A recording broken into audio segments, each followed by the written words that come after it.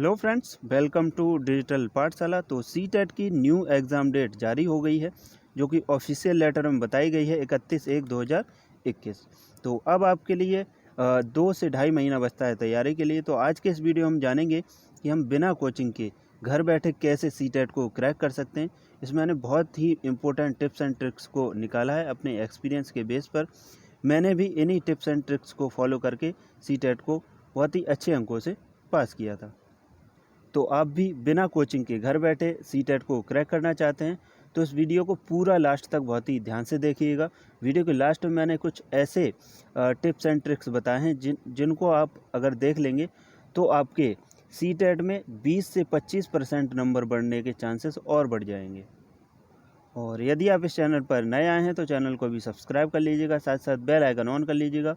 और यदि आपको पीडीएफ चाहिए तो आप पीडीएफ हमारे टेलीग्राम ग्रुप से डाउनलोड कर सकते हैं। टेलीग्राम ग्रुप का लिंक मैंने वीडियो के डिस्क्रिप्शन बॉक्स में दे रखा है। तो चलिए स्टार्ट करते हैं। तो सबसे पहले ऑफिशियल लेटर देख लेते हैं सीटेट का, जो कि 4/11/2020 को जारी हुआ था। इसमें बताया गया था केंद्रीय शिक्षक पात्रता परीक्षा सीटेट का 14वां संस्करण 5/7/2020 को होना था रविवार को, लेकिन वो कोविड-19 की वजह से स्थगित कर दिया गया था। और अब न्यू एग्ज़ाम डेट आई है 31/1/2021, रविवार को आयोजित होगा ये। ठीक है, चलिए अब बात करते हैं हाउ टू क्रैक सीटेट, यानी कि सीटेट को कैसे क्रैक किया जाए, वो भी बिना कोचिंग के घर बैठे पढ़ाई करके। तो सीटेट क्रैक करने की टिप्स एंड ट्रिक्स मैंने अपने एक्सपीरियंस के बेस पर कुछ निकाली हैं। तो पहली ट्रिक है, सबसे पहले सिलेबस और एग्ज़ाम पैटर्न को अच्छे से समझ लें। ठीक है, सबसे पहले आपको सीटेट का सिलेबस देखना है। ठीक है, सिलेबस आपको कोई आप प्रैक्टिस सेट या कुछ भी लेके आएंगे बुक, उसमें मिल जाएगा, या नहीं तो जो वेबसाइट है सीटेट की वहाँ से भी आपको मिल जाएगा। ठीक है, उसके बाद में एग्ज़ाम पैटर्न को अच्छे से समझ लें। ठीक है, एग्ज़ाम पैटर्न क्या है, 150 मिनट होते हैं, 150 क्वेश्चन होते हैं, और ऑफलाइन मोड में होता है पेपर। ऑब्जेक्टिव टाइप क्वेश्चन होते हैं, और 5 सब्जेक्ट होते हैं, और 5 ही सब्जेक्ट के 5 सेक्शन होते हैं, और प्रत्येक सेक्शन में 30-30 प्रश्न पूछे जाते हैं।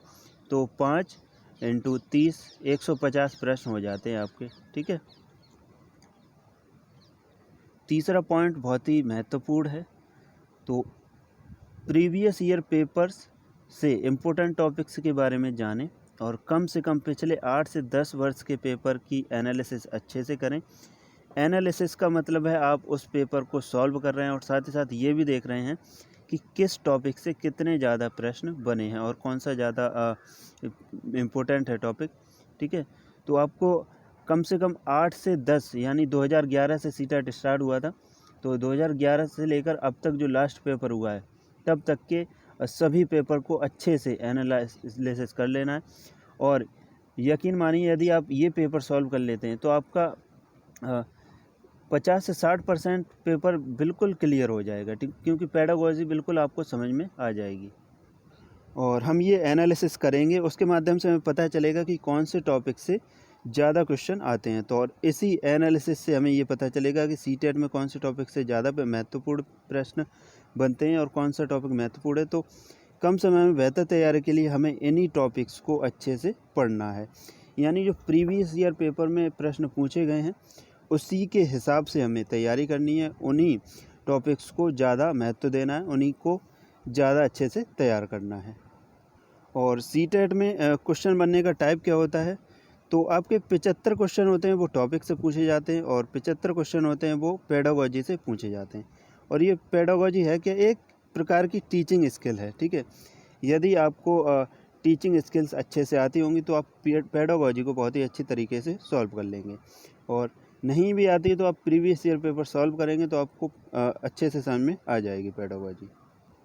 तो सबसे पहले जानते हैं टॉपिक्स कौन कौन से इम्पोर्टेंट है, जो कि मैंने प्रीवियस ईयर की स्टडी की थी, उससे मुझे पता चला कि ये टॉपिक इम्पोर्टेंट है, तो वही टॉपिक्स मैं आपके लिए यहाँ पर लेकर आया हूँ। तो सीटेट क्रैक करने में इम्पोर्टेंट टॉपिक्स बहुत ही महत्वपूर्ण रोल निभाते हैं। पहला टॉपिक है वाइगोत्स्की, कोहलबर्ग, जीन पियाजे का सिद्धांत। ये 3 सिद्धांत ऐसे हैं जिनसे हर साल 2011 से लेकर आप ये 2019 वाला पेपर उठा के देखिएगा, सभी में इस टॉपिक से प्रश्न ज़रूर पूछा गया है, ठीक है। तो इस टॉपिक को आप बहुत ही अच्छे से तैयार करिएगा। उसके बाद दूसरा टॉपिक है बुद्धि। इससे भी बहुत सारे प्रश्न बनते हैं हर बार। तो 2 से 3 नंबर इसके हो गए, 2 से 3 इसके हो गए। उसके बाद NCF, यहाँ पर NCF होगा, ई नहीं होगा, ठीक है। NCF 2005 यानी कि राष्ट्रीय पाठ्यचर्या की रूपरेखा 2005 और RTE एक्ट 2009, इनसे भी कई सारे प्रश्न बनते हैं टॉपिक वाइज। उसके बाद में अगला टॉपिक है मूल्यांकन, ठीक है। 5वां है आनुवांशिकता एवं वातावरण। तो ये टॉपिक हो गए, बहुत ही महत्वपूर्ण है। और कौन कौन से टॉपिक हैं? अगला टॉपिक है अधिगम, इससे भी प्रश्न बनते हैं। सृजनात्मकता से भी प्रश्न बनते हैं। वृद्धि एवं विकास, इससे भी प्रश्न बनते हैं। ये टॉपिक बहुत ही इम्पोर्टेंट है। उसका सिगमंड फ्रायड और हार्वर्ड गार्डनर, इन दोनों के सिद्धांत से भी प्रश्न बनते हैं, ठीक है। उसके बाद आपको जो EVS पूछी जाती है, यानी पर्यावरण अध्ययन पूछा जाता है, उसमें आपको EVS की पढ़ाई करनी है। 2 से 5 क्लास तक की पर्यावरण का अध्ययन कर लेना है, 3 से 5, ठीक है। तो आपकी EVS बिल्कुल क्लियर हो जाएगी। बाकी की आपकी पेडागोजी वो प्रीवियस ईयर पेपर से आ जाएगी। और आपको फोकस करना है हिंदी संस्कृत पैराग्राफ, या इंग्लिश भी ऐड कर सकते हैं, या आप जो सेकंड लैंग्वेज के रूप में संस्कृत लेते हैं वो संस्कृत पर, और इंग्लिश लेते हैं वो इंग्लिश पर ध्यान दें।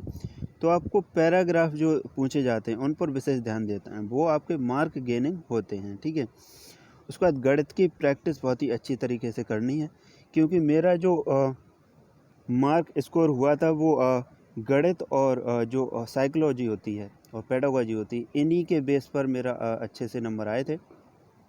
तो आपको प्राइमरी लेवल की मैथ और हल्का सा थोड़ा लेवल बढ़ा के उसको तैयारी करनी है बहुत ही अच्छी तरीके से, तो आपका गणित में भी अच्छे नंबर आ जाएंगे।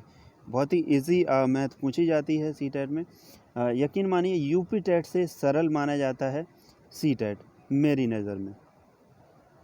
चलिए अब देखते हैं पेडागोजी कौन कौन से टॉपिक से पूछी जाती है। तो NCF यानी राष्ट्रीय पाठ्यचर्या की रूपरेखा 2005, ये टॉपिक में भी प्रश्न बनते हैं, और लगभग आपकी 60 से 70% पेडागोजी NCF 2005 से ही बनती है, इसी के शब्दों को उठाया जाता है।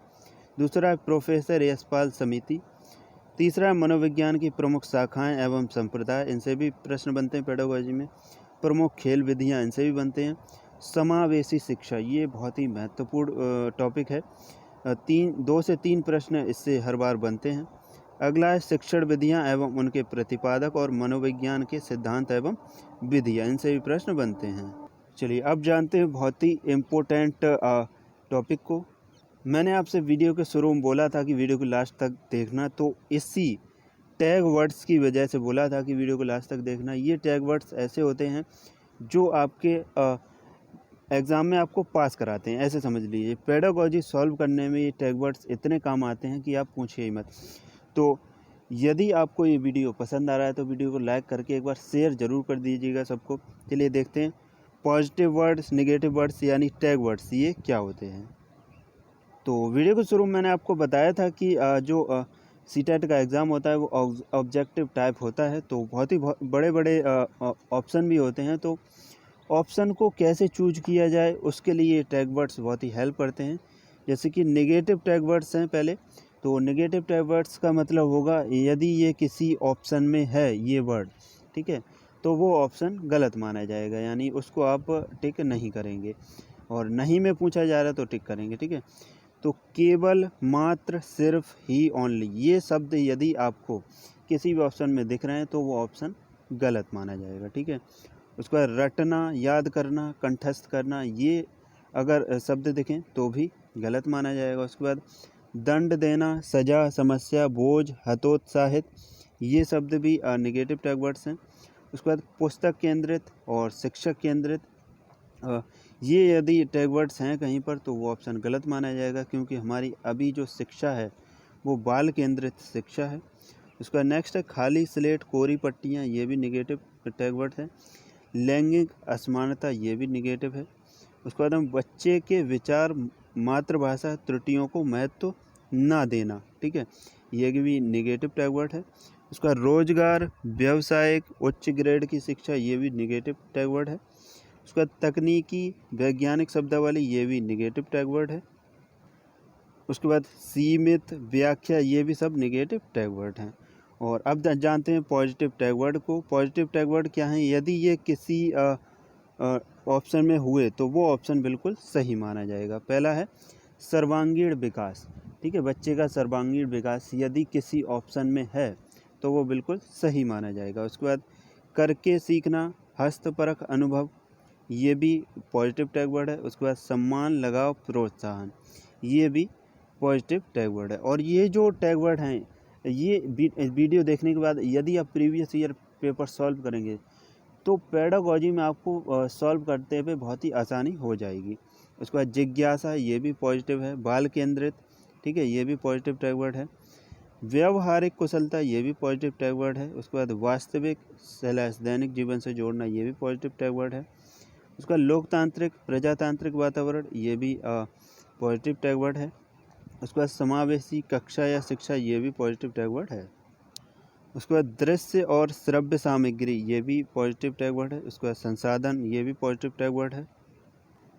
उसके बाद अगला है विभिन्न संदर्भों में भाषा प्रयोग, हो गया, ठीक है, और प्रयोग करके सीखना, ठीक है, ये भी हो गया। बहुत सारी खेल विधि होती हैं, उनके द्वारा सीखना, ये भी पॉजिटिव टैग वर्ड हो जाएगा। और विविध गतिविधियाँ, इनके द्वारा सीखना भी ये पॉजिटिव टैग वर्ड माने जाते हैं। तो इन टैग वर्ड्स को ध्यान में रखकर यदि आप पेडागॉजी सॉल्व करेंगे तो आपकी पेडागॉजी सही होने के चांस 99.99 बिल्कुल सही होंगे। तो इन्हीं के बेस पर मैंने भी तैयारी की थी, तो मेरे बिल्कुल एक्यूरेट नंबर आए थे, बिल्कुल अच्छे। चलिए अब जानते हैं कुछ अदर टिप्स। तो पहला है डेली मॉक टेस्ट या प्रैक्टिस सेट, और या एक प्रीवियस ईयर पेपर सॉल्व ज़रूर करें, जिससे कि आपकी टाइम मैनेज ज़रूर हो जाए, यानी कि पेपर से पहले एक बार पेपर ज़रूर दें। डेली मॉक टेस्ट या प्रैक्टिस सेट करने से हमारी जो टाइम मैनेज करने की वो है क्षमता, वो बढ़ जाती है। क्योंकि सबसे बड़ी दिक्कत पेपर में यही आती है कि हम पेपर बहुत ही बड़ा होता है और उसको सॉल्व करने में हम ज़्यादा समय लगा देते हैं, जिससे कि हमारे प्रश्न छूट जाते हैं, ठीक है। तो आपको इस तरह की प्रैक्टिस कर लेनी है कि आपका एक भी प्रश्न छूटे ना, पूरा पेपर आप सॉल्व कर सकें। और कोई भी टेंशन नहीं लेनी है, तनाव मुक्त होकर पेपर देना है और तनाव मुक्त होकर ही तैयारी करनी है, ठीक है, कोई भी प्रेशर नहीं लेना है। और सबसे बड़ी बात है कि नेगेटिव मार्किंग नहीं होती है, तो आपको एक भी प्रश्न छोड़ना नहीं है। आपको इस तरह तैयारी करनी है कि आपका एक भी प्रश्न छूटे ना। और एक जो पॉइंट है वो मैं यहाँ पर लिखना भूल गया हूँ, तो उसको मैं आपको ऐसे ही बता देता हूँ, जो कि बहुत ही महत्वपूर्ण होता है। आपके 30 से 60 से लेकर 90 क्वेश्चन आपके गलत हो सकते हैं अगर आपको वो नहीं पता है। तो सबसे बड़ी मिस्टेक होती है, आप जैसे भाषा फर्स्ट चुनते हैं हिंदी, उसके बाद भाषा सेकंड चुन लिया आपने संस्कृत या इंग्लिश, या कुछ लोग चुनते हैं पहली भाषा इंग्लिश या संस्कृत और दूसरी भाषा चुनते हैं हिंदी। तो आप कोई भी भाषा चुनिए, आपको ध्यान ये रखना है, यदि आपने भाषा फर्स्ट में हिंदी अगर चुनी है तो आपको पेपर में भी भाषा फर्स्ट हिंदी ही सॉल्व करनी है, भाषा सेकंड हिंदी सॉल्व नहीं करनी है। और आपने भाषा सेकंड में संस्कृत लिया है तो आपको अलग से पेपर मिलेगा, आपको उसमें पहले से ही स्टार्ट नहीं कर देना है। पहले में संस्कृत का भाषा फर्स्ट होगा और लास्ट में संस्कृत का भाषा सेकंड होगा। तो आपको लास्ट वाली सॉल्व करनी है, ना कि पहली वाली, क्योंकि आपने सेकंड भाषा के रूप में संस्कृत को लिया है, इसलिए आप सेकंड वाला पार्ट सॉल्व करेंगे, ठीक है। ये बहुत ही महत्वपूर्ण पॉइंट है, इस पॉइंट से काफ़ी लोगों का सीटेट क्रैक होने से रुक जाता है। चलिए अब बात करते हैं क्वालिफाइंग मार्क्स की। तो SC ST और OBC के लिए 82 नंबर चाहिए होते हैं 150 में से, और जनरल के लिए 90 नंबर चाहिए होते हैं 150 में थे। और आपको टारगेट रखना है आपका 100 प्लस, तभी आप इसको अचीव कर पाएंगे, ठीक है। 100 से तो ऊपर ही होने चाहिए, फिर आपका 120 110 जो भी टारगेट आप सेट कर सकें वो सेट कर लें, ठीक है, तभी आपके इतने नंबर आएंगे। यदि आप 82 और 90 का ही टारगेट रखेंगे तो आपके 82 और 90 नंबर नहीं आ पाएंगे, क्योंकि उससे कमी आएंगे, क्योंकि आपने टारगेट बहुत ही छोटा रखा है। टारगेट हमेशा बड़ा रखिए। तो आई होप दोस्तों आपको वीडियो पसंद आया होगा। वीडियो पसंद आया तो वीडियो को लाइक ज़रूर करिएगा, साथ ही साथ सभी सीटेट के छात्रों के लिए इस वीडियो को शेयर ज़रूर करिएगा। और चैनल को अभी तक आपने सब्सक्राइब नहीं किया है, सब्सक्राइब करके बेल आइकन ऑन कर लीजिएगा। Thanks for watching.